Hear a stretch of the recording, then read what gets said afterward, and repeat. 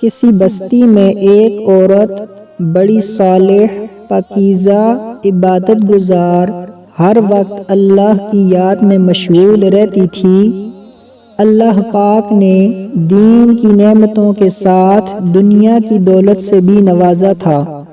اللہ کی قدرت کے اس کا نیک خدا ترس شوہر وفات پا گیا۔ اس کا ایک ہی لڑکا تھا۔ اس نیک دل عورت نے اس لڑکے کی بڑی اچھی طرح پرورش کی، ناز و نعمتوں سے پالا، تعلیم بھی اچھی دلائی۔ لڑکے نے جب دنیا کے میدان میں قدم رکھا تو ہر طرف اس کے حسن سلوک کے چرچے ہونے لگے۔ شریف لوگ اس کو عزت کی نگاہ سے دیکھتے، بیوہ عورتیں اس کو دعائیں دیتی، یتیم بچے اس کے قدموں میں آنکھیں بچھاتے۔ یہ سب اس وجہ سے کہ وہ ہر ایک سے حسن اخلاق سے پیش آتا، وہ غریبوں سے ہمدردی کرتا، خیرات و صدقات کرتا۔ الغرض بستی میں کوئی ایسا فرد نہ تھا جو اس سے خوش نہ ہو۔ کچھ عرصہ ایسے ہی گزر گیا، پھر یہ لڑکا دیہات سے باہر شہر میں آنے جانے لگا۔ کچھ عریانی اور بے حیائی کا مظاہرہ کرنے والی عورتوں پر اس کی نظریں پڑنے لگیں۔ آہستہ آہستہ اس کی دوستی نیکوں سے ہٹ کر بدوں سے بڑھنے لگی۔ پھر وہ راستے سے بھٹک گیا۔ بد کردار دوستوں کے مشورے سے اس نے والدہ کے کھیت دیہات کی پرسکون زندگی کو خیر بات کہہ کر شہر کی فضا میں اپنا ڈیرا ڈال لیا۔ کبھی کبھی ماں سے ملنے شہر سے گاؤں چلا جاتا۔ آہستہ آہستہ وہ وقت آیا کہ مہینوں میں ایک چکر لگاتا۔ اسی اثناء میں اس کے بد کردار دوستوں کے ذریعے اس کی شناسائی ایک بد کردار عورت سے ہو گئی، اور وہ اس عورت کا اس قدر اسیر اور دل فریفتہ ہوا کہ اپنے باپ کی جائیداد فروخت کر کے اس پر لٹاتا رہا۔ آخر وہ وقت آیا، وہ عورت جس نے اپنے نیک دل شوہر کی زندگی میں کبھی کوئی دکھ نہیں دیکھا تھا، اب دوسروں کے گھر مزدوری کرنے لگی۔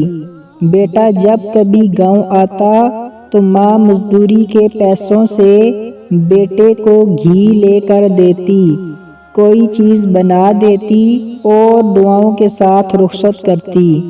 کافی عرصہ گزر گیا، لڑکا ماں کو ملنے نہ آیا۔ ماں بیٹے کی جدائی میں اپنے ہوش و حواس کھو بیٹھی۔ جب بھی کوئی غیر اس کے دروازے کو کھٹکھٹاتا، وہ دوڑ کر دروازے پر جاتی، بے ساختہ کہتی، میرے بیٹے تم آ گئے، بیٹے تم نے اتنی دیر کیوں لگائی؟ جب معلوم ہوتا کہ گلی کے کسی بچے نے دروازہ کھٹکھٹایا تھا تو دل پر ہاتھ رکھ کر پھر مصلے پر بیٹھ جاتی اور رونا شروع کر دیتی۔ روتے روتے اس نیک دل عورت کی بینائی بھی جواب دے گئی، اور پھر جب اس لڑکے کے پاس کچھ نہ رہا تو اس عورت نے اپنے یاروں سے مشورہ کیا کہ اب اس سے جان چھڑائی جائے۔ مشورہ یہ طے پایا کہ اس سے یہ فرمائش کی جائے کہ میری محبت تم سے اس شرط پر برقرار رہے گی کہ تم اپنی ماں کا دل نکال کر لاؤ۔ اس طرح وہ فرمائش پوری نہیں کر پائے گا تو خود ہی جان چھوٹ جائے گی۔ اس بد کردار عورت نے یہی فرمائش کی۔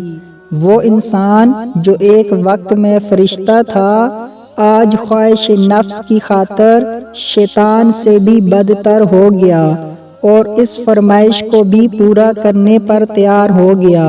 خنجر ہاتھ میں لیا اور گاؤں کی طرف چل دیا۔ عرصہ دراز کے بعد جب یہ بد نصیب دروازے پر پہنچا، آواز دی، ماں! ماں فرحت و خوشی سے دروازے کی طرف بڑھی۔ اپنے بیٹے کا منہ سر چوما اور سینے سے لگا لیا۔ اس بدبخت نے خنجر نکالا، ماں کے سینے پر مارا، ماں کا دل نکال کر چل دیا۔ آسمان پر اندھیرا چھا گیا، اللہ کا عرش ہل گیا، فرشتوں نے دہائی دی، ظلم کی انتہا ہو گئی۔ بد کرداروں کا یار بد کردار جب فاحشہ عورت کے مکان پر پہنچا، ماں کا دل اس کے سامنے کیا۔ اس عورت نے کہا، تو اپنی ماں پر ایسا ظلم کر سکتا ہے تو معلوم نہیں میرے ساتھ کیا سلوک کرے گا، اس لیے یہاں سے نکل جا۔ آنکھوں پر اندھیرا چھا گیا، گرا اور وہیں مر گیا۔ ماں کا دل ہاتھ سے چھوٹا، دل اس فاحشہ عورت کے کمرے میں پڑی ہوئی چھری پر گرا۔ ماں کا دل پھٹا، دل سے نکلی یہ صدا، بیٹا کہیں چوٹ تو نہیں لگی۔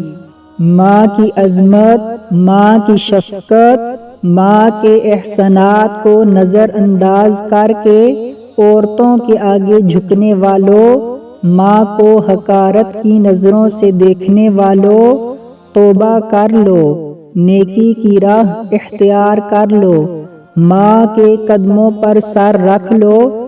اس وقت تک سر نہ اٹھاؤ جب تک ماں راضی نہ ہو جائے، چاہے تم کو موت تک سر رکھنا پڑے، رکھے رہو، نجات اسی میں ہے۔ یاد رکھو، اللہ تعالی ماں باپ کے نافرمان اور بے ادب کی کسی بھی نیکی اور اوصاف کو قبول نہیں فرماتا۔